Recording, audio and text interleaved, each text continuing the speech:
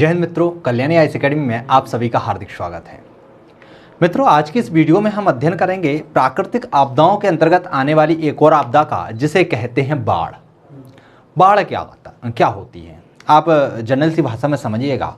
जब कभी नदियों में पानी का प्रवाह इतना ज़्यादा हो जाता है कि वह उसकी सहन शक्ति को पार कर जाता है, जिससे जो तटबंधों के पास, किनारों के पास लोग निवास करते हैं, वहाँ पर जो वनस्पति होती है उसे बहुत ज़्यादा हानियाँ होती हैं। तो जल के ऐसे बहाव को, तीव्र वेग को क्या कहा जाता है? बाढ़ कहा जाता है। बाढ़ की परिभाषा देख लेते हैं तो यह एक विनाशकारी कैसी प्राकृतिक घटना है। क्यों? क्योंकि प्रकृति के द्वारा उत्पन्न होती है।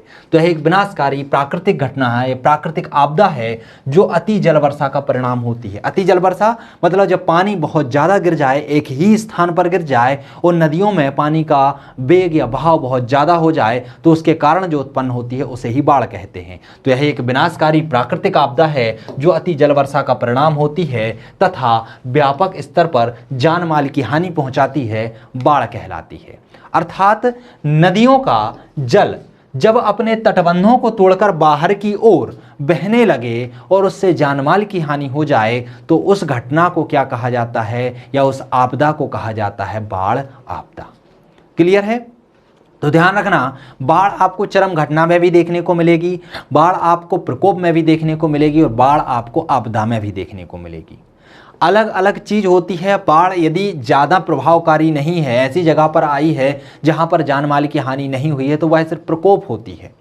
लेकिन यदि इसी से जान माल की हानि हो जाए, प्रकृति को नुकसान पहुँच जाए, तो इसे क्या कहते हैं? हम आपदा कहते हैं। आपदा भारत में यदि हम बाढ़ प्रभावित क्षेत्र की बात करें कि कौन कौन से क्षेत्र हैं जो कि बाढ़ से प्रभावित हैं, तो इसे समझने के लिए भी इसे हम 3 भागों में बांटकर पढ़ते हैं। कौन कौन से 3 भाग हैं? एक है निम्न गंगा ब्रह्मपुत्र घाटी का मैदान, अर्थात जो गंगा नदी और ब्रह्मपुत्र नदी घाटी का जो मैदानी क्षेत्र है वह उसके अंतर्गत आता है। दूसरा आता है प्रायद्वीपीय भारत में जो नदियाँ हैं, जैसे कि कृष्णा, महानदी, कृष्णा, गोदावरी एवं कावेरी डेल्टा। तो इनके जो डेल्टाओं वाले क्षेत्र हैं या नदियों के जो क्षेत्र हैं, एक वो आ जाते हैं। और तीसरे में अन्य क्षेत्र आ जाते हैं जो कि बाढ़ से कम प्रभावित होते हैं। तो भारत में बाढ़ प्रभावित क्षेत्रों को हम मुख्यतः 3 भागों में बांटते हैं। एक उत्तर का विशाल मैदान आ जाता है जिसमें गंगा और ब्रह्मपुत्र नदी का प्रवाह क्षेत्र आता है। दूसरे में प्रायद्वीपीय भारत की नदियां आ जाती हैं जिसमें महानदी, कृष्णा, गोदावरी और कावेरी डेल्टा की कावेरी नदियां आ जाती हैं, इनके डेल्टा आ जाते हैं। और तीसरा आ जाता है अन्य क्षेत्र, जिसके अंतर्गत कम बाढ़ प्रभावित क्षेत्र आते हैं। गंगा ब्रह्मपुत्र घाटी नदी, तो यहाँ पर जो बाढ़ है वो सर्वाधिक आती है, अर्थात यह भारत का सर्वाधिक बाढ़ प्रभावित क्षेत्र है। सबसे ज़्यादा बाढ़ें यहीं पर आती हैं। इसमें बिहार, असम, पूर्वी उत्तर प्रदेश, पश्चिमी बंगाल शामिल होते हैं। कौन कौन से क्षेत्र शामिल होते हैं? तो इसमें बिहार शामिल होता है, असम होता है, पूर्वी उत्तर प्रदेश होता है, इसके साथ पश्चिम बंगाल भी इसमें शामिल होता है। तो जो नर्मदा नदी के क्षेत्र में स्थान आते हैं, साथ ही साथ जो ब्रह्मपुत्र नदी के क्षेत्र में स्थान आते हैं, वो सभी क्षेत्र इसके अंतर्गत समाहित होते हैं। अब बात करते हैं कि यहाँ पर बाढ़ आने के कारण है क्या क्या। तो यहाँ पर बाढ़ आने के कारण है मूसलाधार वर्षा, क्योंकि आपको पता होगा कि जो पर्वतीय क्षेत्र होते हैं वहां पर ही वर्षा अधिक होती है। क्यों? क्योंकि जब बादल ऊपर की ओर बढ़ते हैं और पर्वतीय क्षेत्रों पर चढ़ते हैं, तो जो पर्वतों पर पवन के अभिमुख क्षेत्र होते हैं वहां पर वर्षा बहुत अधिक होती है और मूसलाधार होती है, इसलिए वहां पर बाढ़ निर्मित हो जाती है। दूसरा, विशाल जलग्रहण क्षेत्र।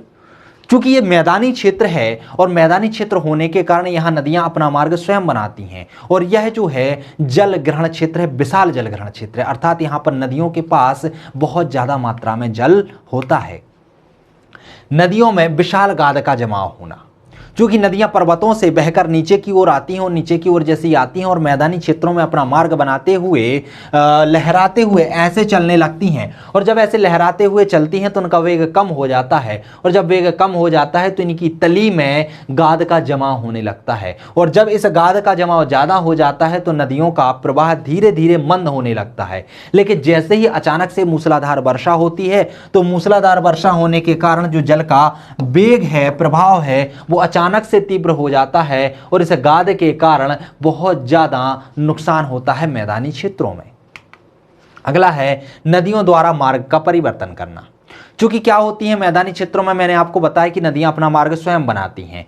तो मान लीजिए नदियां इस तरीके से प्रवाहित हो रही हैं, लेकिन जब कभी नदियां और मंद गति से चलने लगती हैं या बहुत तीव्र गति से चलने लगती हैं तो यह कभी कभी ऐसे न जाकर सीधे ऐसे निकल जाती हैं।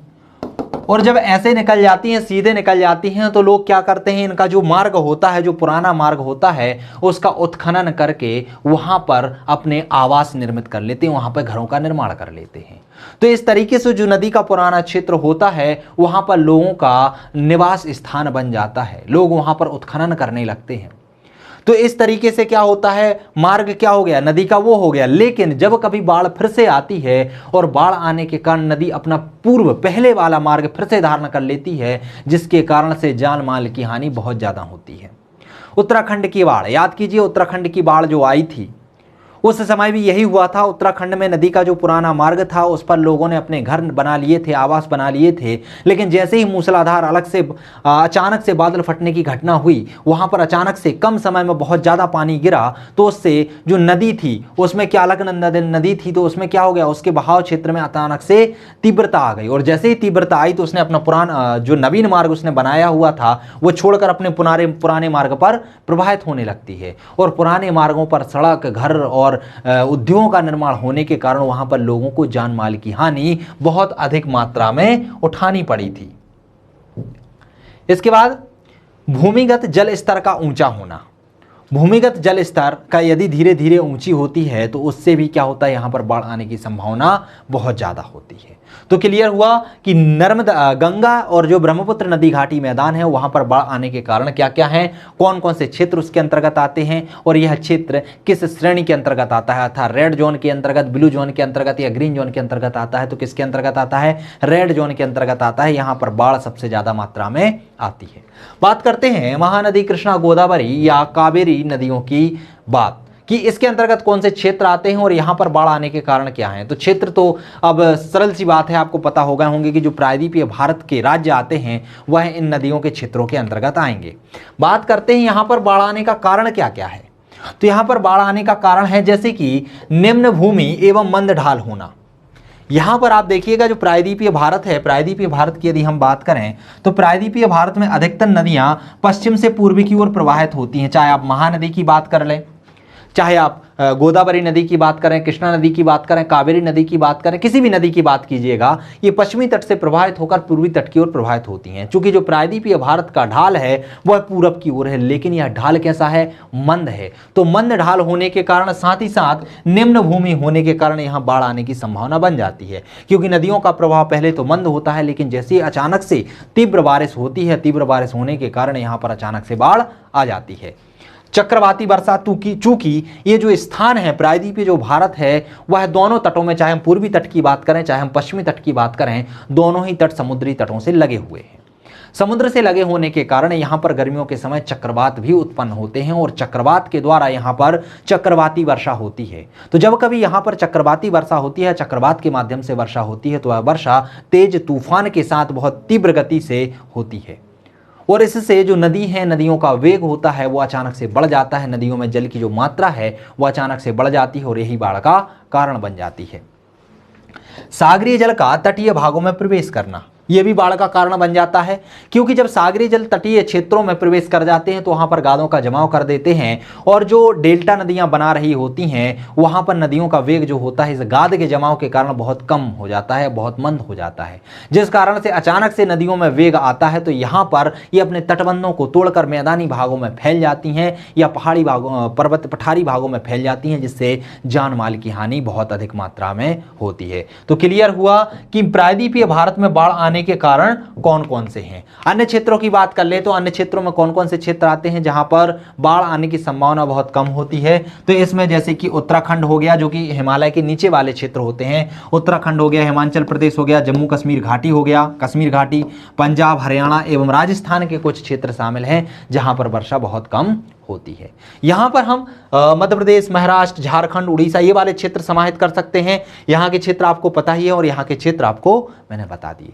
तो यदि भारत में बाढ़ प्रभावित क्षेत्रों की बात पूछी जाए कि कौन से क्षेत्र हैं जहां पर अत्यधिक बाढ़ आती है, जहां पर कम बाढ़ आती है और जहां पर बहुत ही कम बाढ़ आती है, तो 3 भागों में आप बांटकर उन्हें विस्तृत रूप से समझा सकते हैं। साथ ही साथ उनके कारण भी आप बता सकते हैं कि यहां पर बाढ़ कम आने की संभावना क्यों होती है और यहां पर बाढ़ अधिक आने की संभावना क्यों होती है।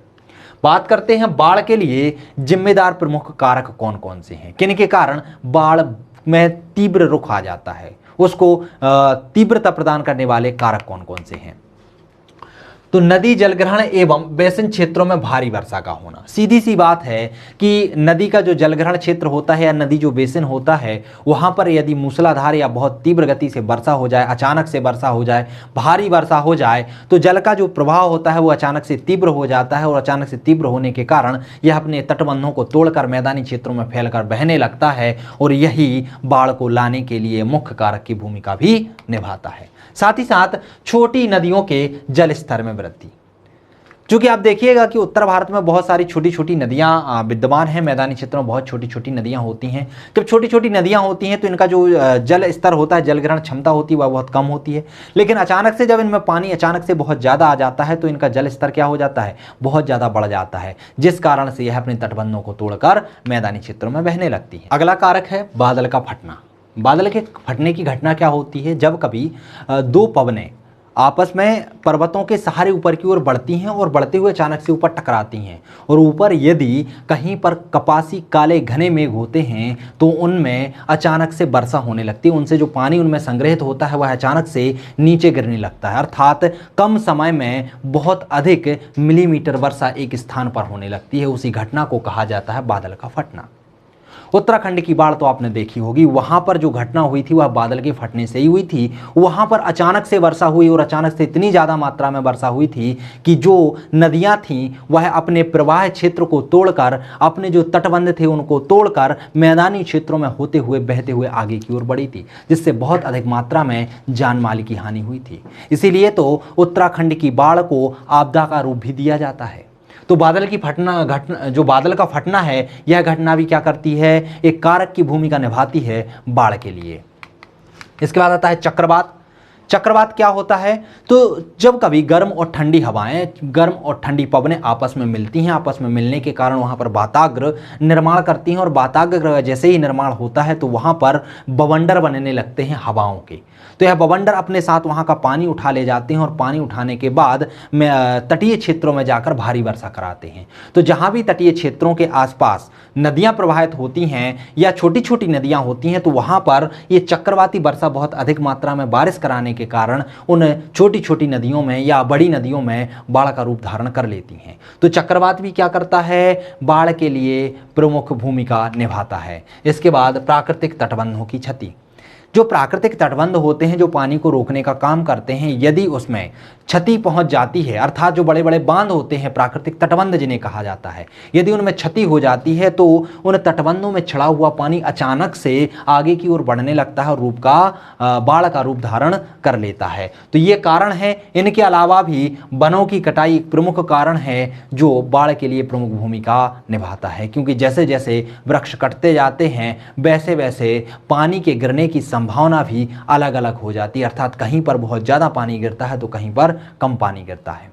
साथ ही साथ जब वृक्ष कट जाते हैं, नदियों के किनारे से वृक्ष हट जाते हैं तो वहाँ पर जो मृदा होती है, मृदा के कण जो होते हैं वह आधारहीन हो जाते हैं, वह एक दूसरे को जकड़े नहीं रहते हैं, जिसके कारण तटबंधों के टूटने की संभावना भी ज़्यादा बनी रहती है। तो ये जो कारक हैं जो बाढ़ के लिए जिम्मेदार होते हैं, बाढ़ की संभावनाओं को बढ़ा देते हैं। आगे बात करते हैं भारतीय संदर्भ में बाढ़ के अन्य कारण। तो ये तो कारण हमने देखे कि इनके द्वारा बाढ़ आती है, इसके साथ ही साथ और कौन कौन से कारण हैं भारत में जिनके कारण भी बाढ़ उत्पन्न होती है। तो जैसे कि नदियों का विशाल जलग्रहण क्षेत्र तथा हिमालय क्षेत्र में मूसलाधार वर्षा। भारत में जो नदियां हैं, उत्तर भारत की जो नदियां हैं, जो मैदानी क्षेत्रों की नदियां हैं, जिसमें हमने बोला कि यहाँ पर बाढ़ आने की संभावना बहुत ज़्यादा आती है, जो कि रेड जोन के अंतर्गत आती हैं, तो वहाँ नदियों का जो जल ग्रहण क्षेत्र है वो बहुत ज़्यादा है। बहुत ज़्यादा होने के कारण वहाँ पर बांधों का भी निर्माण किया गया है। अब यदि वहाँ पर मूसलाधार वर्षा हो जाती है और मूसलाधार वर्षा होने के कारण यदि बांधों की सहनशीलता कम रहती है तो वहाँ पर उनको अचानक से खोल दिया जाता है और अचानक से खोलने के कारण भी बाढ़ की संभावना बन जाती है। नदियों में विशाल मात्रा में गाद जमा होने के कारण जल समायोजित करने की क्षमता भी कम होना। भारत की जो नदियां हैं चूँकि हिमालय से आती हुई हैं तो अपने साथ जलोढ़ लेके आती हैं, अपने साथ बहुत सारा गाद लेके आती हैं, मलबा लेके आती हैं। और ये नदियां जैसे ही मैदानी क्षेत्रों में प्रवेश करती हैं तो यहाँ पर इनकी जो गति होती है, जो पर्वतीय क्षेत्रों में होती है बहुत तीव्र, वो जैसे ही मैदानी क्षेत्रों में आती हैं तो उनकी गति बहुत स्लो हो जाती है, बहुत धीमी हो जाती है। और यहाँ पर गति धीमी होने के कारण वो अपने साथ जो मलबा लेके आती हैं, जो जलोढ़ लेके आती हैं, जो गाद लेके आती हैं, उनका निक्षेप वह मैदानी क्षेत्रों में कर देती हैं, अर्थात अपनी तली में उनका निक्षेप करते हुए चलती हैं, जिसके कारण इन नदियों में जल धारण करने या जल ग्रहण करने की क्षमता में कमी आती जाती है। और जैसे ही पहाड़ी क्षेत्रों में अचानक से वर्षा होती है तो वह वर्षा के कारण इन नदियों में बाढ़ की संभावना बन जाती है। हिमालय के तीव्र ढाल के कारण नदियों में तीव्र प्रवाह से मैदानी क्षेत्रों में मंद ढाल के कारण नदी जल द्वारा लाए गए अवसादों को बृहद क्षेत्रों में फैला देती है। वही बात है जल जमाव वाली। क्योंकि क्या है, नदियां कहाँ से निकल रही हैं? पहाड़ी क्षेत्र से, पर्वतीय क्षेत्र, हिमालय क्षेत्र से निकल रही हैं। तो वहां से जब वह निकलती हैं, पर्वतीय क्षेत्रों से निकलती हैं, तो उनका बहाव बहुत तीव्र होता है और अपने साथ जो भी मलबा, जो भी जलोढ़, जो भी गाद लेके चलती हैं, तो वह क्या है, अपने साथ लेके आगे की ओर बढ़ती जाती हैं। लेकिन जैसे ही ये मैदानी क्षेत्रों में प्रवेश करती हैं तो मैदानी क्षेत्रों में प्रवेश करने पर इनका वेग, इनका बहाव मंद हो जाता है और मंद होने के कारण ये अपने साथ आए हुए बड़े बड़े पत्थर, छोटे छोटे पत्थर या जलोढ़, जो महीन बालू के कण होते हैं, उनका क्या कर देती हैं, निक्षेप कर देती हैं, अवसादों को मैदानी क्षेत्रों में फैला देती हैं। जब आप लोगों को मैंने पहले पढ़ाया था नदियों के विषय में, अपवाह तंत्र में, तो वहाँ पर मैंने एक चीज़ बताई थी कि नदियाँ जब मैदानी क्षेत्रों में प्रवेश करती हैं तो जलोढ़ पंख, जलोढ़ शंकु का निर्माण भी करती हैं। प्रारंभिक परीक्षा में जो सिलेबस हमने पढ़ाया हुआ है वहाँ पर मैंने नदियों द्वारा निर्मित स्थलाकृतियाँ पढ़ाई थी। वहाँ पर भी मैंने इनको विस्तार से बताया कि नदियाँ जब पहाड़ी क्षेत्रों से नीचे की ओर उतरती हैं तो वो किन किन चीज़ों का निर्माण करती हैं। तो उसके कारण भी क्या हो जाता है, अवसादों का जमाव मैदानी क्षेत्रों में हो जाता है, जो कि बाढ़ का कारण बनते हैं।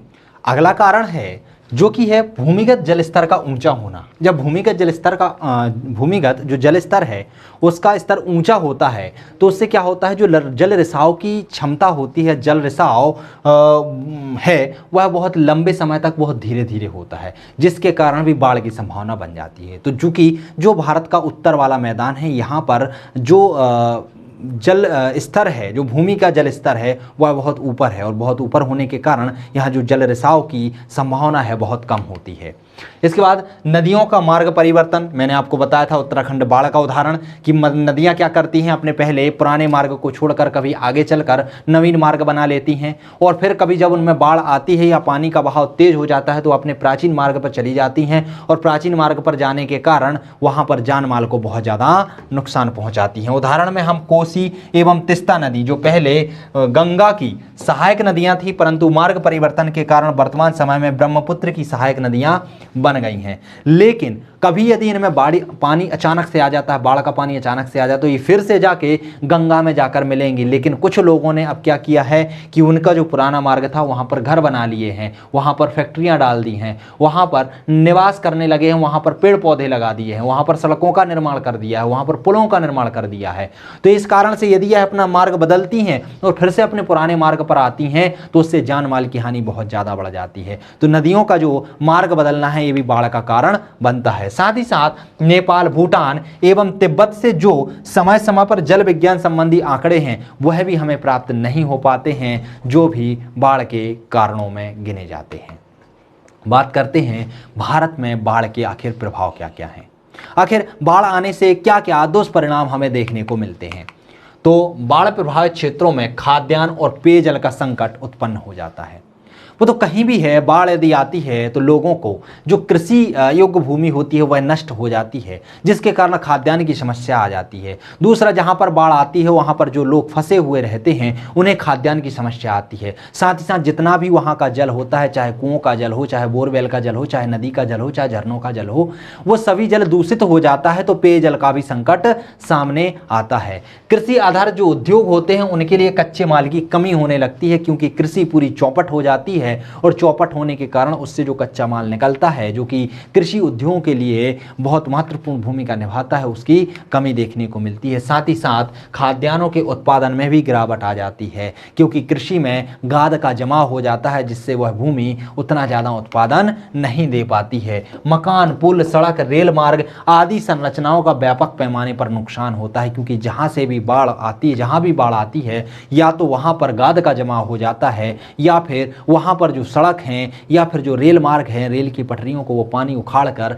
एक स्थान से दूसरे स्थान पर ले जाके डाल देता है, जिससे सड़क हो, पुल हो, मकान हो, या फिर रेल लाइन हो, या फिर संचार के अन्य साधन हो, उन सभी को भारी नुकसान पहुंचता है। साथ ही साथ बेरोजगारी के कारण बाढ़ प्रभावित क्षेत्रों से अन्य क्षेत्रों में जनसंख्या का स्थानांतरण होता है, अर्थात जो जनसंख्या का पलायन है उसकी मात्रा बढ़ जाती है, क्योंकि जहां पर बाढ़ प्रभावित क्षेत्र होते हैं वहां पर बेरोजगारी ज़्यादा बढ़ जाती है, क्योंकि ना तो कृषि बची है वहां पर, ना ही दूसरे संसाधन बचे रहते हैं। इसलिए लोगों का जो स्थानांतरण है, जो पलायन है, वो दूसरे क्षेत्रों में बढ़ने लगता है, जिस कारण से जनसंख्या को नियंत्रित करने में बहुत ही बड़ी समस्या का सामना करना होता है। साथ ही साथ बाढ़ के पश्चात महामारी की समस्या भी जन्म लेती हैं, क्योंकि जब बाढ़ आती है तो जगह जगह पर पानी भर जाता है, बहुत सारे जीव जंतु मर जाते हैं, पशु पक्षी मर जाते हैं, कई जगह फंसे हुए रहते हैं, जिनके सड़ने गलने से बहुत ज़्यादा बीमारियां भी फैलती हैं, तो इनका भी सामना करना पड़ता है। इसके अलावा भी बाढ़ के बहुत सारे प्रभाव होते हैं, बहुत सारे दुष्परिणाम देखने को मिलते हैं, जिन्हें आप अपने विवेक के आधार पर और भी बढ़ा सकते हैं। तो दोस्तों, मुख्य परीक्षा की दृष्टि से जितने पॉइंट महत्वपूर्ण थे मैंने वो पॉइंट आपके सामने प्रस्तुत किए हैं। बाकी पॉइंट आप अपने विवेक से और भी बना सकते हैं और लिख सकते हैं। यदि बाढ़ से कोई भी क्वेश्चन बनता है तो सिर्फ प्रभाव 11 नंबर में नहीं पूछे जाएंगे, प्रभाव पूछने की संभावना 5 नंबर में रहती है। लेकिन यदि प्रभाव 11 नंबर में पूछे जाते हैं तो प्रभाव के साथ इसके कारण और बाढ़ की परिभाषा, ऐसे 3 क्वेश्चन उसमें इंक्लूड रहेंगे। तो ये 3 क्वेश्चन रहते हैं, तो यदि आप इनको 60-60, 70-70 शब्दों में भी लिखते हैं तो आप आंसर को पूरा कर पाएंगे। बाढ़ आने से पहले उपाय। अब मान लीजिए बाढ़ आ रही है, हमने देख लिया कि बाढ़ के कारण क्या हैं, बाढ़ से क्या क्या प्रभाव हो रहे हैं। अब चूंकि बाढ़ जो है वो प्राकृतिक आपदा है और इसे हम नियंत्रित नहीं कर सकते, यह बहुत तीव्र घटित होती है, बहुत कम समय में अधिक विनाश करती है। तो हम क्या कर सकते हैं, हम सिर्फ ऐसे उपाय कर सकते हैं कि जो बाढ़ से बहुत सारा प्रभावित क्षेत्र हो रहा है, बहुत सारे जान माल की हमें हानि हो रही है, उस हानि को हम कम कर पाएं। तो बाढ़ आने से पहले, बाढ़ आने के समय और बाढ़ आने के बाद हम कुछ उपाय कर सकते हैं। यह उपाय अलग अलग स्थिति में अलग अलग तरीके से होते हैं। बाढ़ आने के जो पहले उपाय होते हैं वो अल्पकालिक होते हैं, बाढ़ के समय जो उपाय होते हैं वह त्वरित उपाय होते हैं, और जो बाढ़ आने के बाद के उपाय होते हैं वह दीर्घकालिक उपाय होते हैं। अर्थात समझ में आया? मैं समझा देता हूं। बाढ़ आने के पहले हम कुछ ऐसे उपाय कर लेते हैं, कुछ ऐसी सामग्रियों का इकट्ठा कर लेते हैं कि बाढ़ आने से यदि हमें नुकसान हो रहा है तो वह नुकसान की मात्रा बहुत कम हो जाए। बाढ़ आने के समय हम कुछ ऐसे उपाय, तुरंत उपाय करते हैं जिससे जान माल की हानि कम हो, लोगों को सुरक्षित स्थान पर पहुंचाया जा सके, लोगों के लिए बीमारियों से बचाया जा सके, लोगों के लिए जो तुरंत खाद्यान्न है, जल की आपूर्ति है, इनकी व्यवस्था की जा सके। साथ ही साथ बाढ़ आने के बाद जो दीर्घकालिक उपाय किए जाते हैं, उन उपायों में हम किन चीज़ों को रखेंगे? हम ऐसी चीज़ों को रखेंगे ताकि जो बाढ़ से नुकसान हुआ है उसकी हम भरपाई कर पाएँ, जो लोगों को समस्याओं का सामना करना पड़ा है उसकी हम भरपाई कर पाएँ। अर्थात ऐसे दीर्घकालिक उपाय जिससे लोगों का जो जीवन है वह सुचारू रूप से संचालित हो सके, ऐसे उपाय दीर्घकालिक उपायों के अंतर्गत आते हैं। बाढ़ आने के पहले उपाय हम देख लेते हैं, हम त्वरित उपाय। बाढ़ आने के समय हम अल्पकालिक उपाय क्या क्या करेंगे? सबसे पहले हम प्राकृतिक आपदाओं पर जिला स्तर की समितियों की बैठक बुलाएंगे। जिला स्तर की जो समितियों की बैठक बुलाएंगे तो वह है जो बाढ़ संभावित क्षेत्र हैं। बरसात के पहले ही बाढ़ कब आती है? बरसात के समय आती है, बरसात के मौसम में आती है। तो इन समितियों की बैठक बुलाने से हमें क्या रणनीति अपनानी है, किस तरीके से हमें कार्य करना है, इस कार्य की रूपरेखा को तैयार करेंगी ये जिला समितियां। तो हमें क्या करना चाहिए? प्राकृतिक आपदाओं पर जिला स्तर की समितियों की हमें बैठक बुलाना चाहिए। फिर हमें नियंत्रण कक्षों को चालू करना चाहिए कि आखिर बाढ़ यदि आती है तो वहां से जो फंसे हुए लोग हैं उनको निकाल कर हम आखिर कहां पर ले जाएंगे। आखिर ऐसे कक्षों का हमें पहले से ही नियंत्रण करना चाहिए, ऐसे ही कक्षों को हमें पहले से ही सुचारू रूप में रखना चाहिए। वर्षा का रिकॉर्ड रखना तथा पिछले वर्षों की रिपोर्ट प्रस्तुत करना। पहले ही हमें वर्षा का रिकॉर्ड रखना होगा कि कितने मिलीमीटर वर्षा हो चुकी है, कितने सेंटीमीटर वर्षा हो चुकी है, कितनी और होने की संभावना है। साथ ही साथ पिछले वर्षों की रिपोर्ट की पिछले वर्ष कितनी वर्षा हुई थी और वर्षा से क्या दुष्परिणाम हमारे सामने आए थे, तो उनसे हमें कुछ सीख मिलेगी और आगे जाकर हम वो गलतियां ना करें, अर्थात वर्ष जो बाढ़ आ रही है उसके दुष्प्रभाव को कम कर सकें, उस तरीके की रणनीति हम बना पाएंगे। महत्वपूर्ण स्थलों पर नौकाएं तैनात करेंगे कि यदि बाढ़ आ भी जाती है तो वहां के लोगों को, वहां के स्थान पर जो लोग हैं उन्हें हम किस तरीके से बाहर निकालेंगे, उसकी रणनीति अपनाएंगे। विद्युत चलित नौकाओं का प्रयोग करेंगे क्योंकि जब बाढ़ आती है तो जल का वेग बहुत ज़्यादा होता है, तो वहाँ पर जो हस्त नौकाएं होती हैं वह कारीगर नहीं होती, इसलिए हम क्या करेंगे, वहाँ पर विद्युत चलित नौकाओं का प्रयोग करेंगे। साथ ही साथ खाद्यान्न एवं जीवन की अन्य बुनियादी आवश्यकताओं की व्यवस्था पहले से ही करके रखेंगे कि यदि बाढ़ आती है तो उस समय हम वहाँ के लोगों के लिए यह सुविधाएं कैसे उपलब्ध कराएं। तो ये क्या होंगी, ये अल्पकालिक व्यवस्थाएं होंगी जो हमें कम समय में ही करनी होंगी और बाढ़ आने के पहले सचेत रूप से एक रणनीति बनाते हुए इनकी व्यवस्था हमें करनी होगी। यह कदम हमें चरणबद्ध तरीके से बढ़ाने होंगे। अब मान लीजिए अचानक से बाढ़ आ जाती है तो उस समय हम क्या करेंगे, तुरंत उपाय करेंगे, अर्थात हमें तुरंत डिसीजन लेना होगा कि उस समय हमें क्या करना चाहिए जिससे कि जान माल की हानि कम से कम हो। तो जहां भी बाढ़ आती है तो आपको पता है वहां पर खाद्यान्न सामग्री की कमी हो जाती है, लोगों को खाने के लिए खाना नहीं बचता, पीने के लिए पानी नहीं बचता। तो जैसे ही बाढ़ आती है तो सबसे पहले तो हम वहां जो फंसे लोग होते हैं, बाढ़ में फंसे लोग होते हैं, उन्हें निकालते हैं, उन्हें सुरक्षित स्थान पर ले जाते हैं, फिर उनके लिए खाद्यान्न और जल की, स्वच्छ जल की व्यवस्था करते हैं, क्योंकि यदि उन्हें स्वच्छ जल नहीं मिलेगा, सही खाद्यान्न नहीं मिलेगा तो उनमें बीमारी पड़ने की संभावना बढ़ जाती है। तो हम क्या करेंगे, उन्हें पेयजल की सुविधा और खाद्यान्न की सामग्री उपलब्ध कराएंगे। बाढ़ प्रभावित क्षेत्रों में जल निकासी की व्यवस्था की जाएगी, अर्थात जहां पर भी बाढ़ आती है तो वहां पर घरों में जगह जगह पर पानी भर जाता है, तो वह पानी भरा ना रहे, क्योंकि यदि पानी भरा रहेगा तो वहां की चीज़ों को सड़ा देगा, गला देगा, उससे बीमारी फैलने की संभावना बढ़ जाएगी। तो हम क्या करेंगे, जल निकासी की व्यवस्था करेंगे, पंपों के माध्यम से वहां का पानी बाहर निकालेंगे। बाढ़ संभावित क्षेत्रों में बाढ़ की आशंका होने पर दवाइयाँ एवं रक्षा सैनिक की व्यवस्था करेंगे।